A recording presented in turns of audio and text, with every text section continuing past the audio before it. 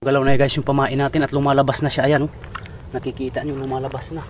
Pati yung galamay niya. Kailangan natin to siguraduhin. Ayan na lumalabas na.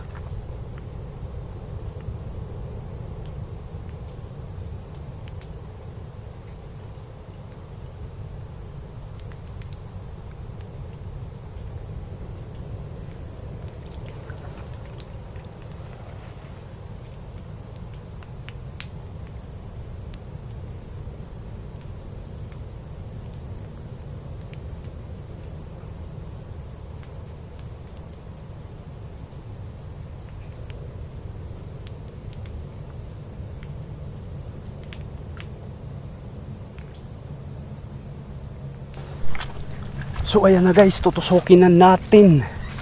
Pagmasdan nyo maigi at nakalabas na yung ulo. Tusok kang dimungkog kang tamala ka. Dadakmain ko na sana dahil nasa labas na talaga siya.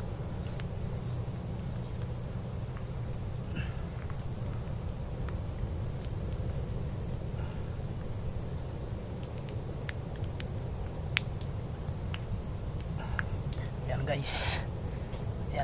Ayan na guys. Ang haba ng galamay.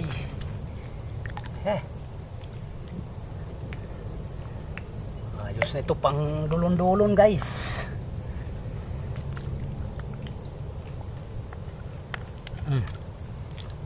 Diba? Ang haba ng galamay niya guys. Mga guys. Lahat na lang mga guys. Mga blappers tayo mga guys. Oh, natanggalan na. Ayan. 3 ang nakuha natin. Dahil patas na yung tubig.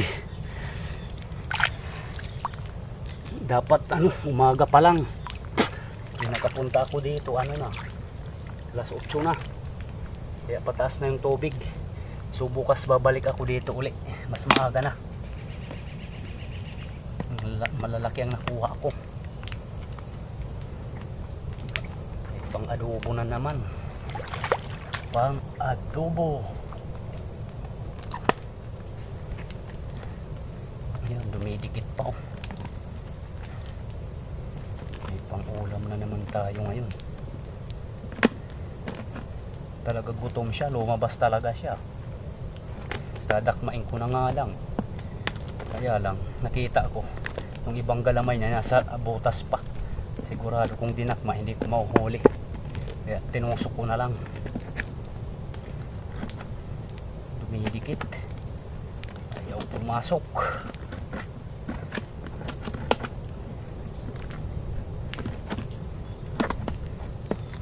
Ayan. Diba? Dali din. Sa wakas.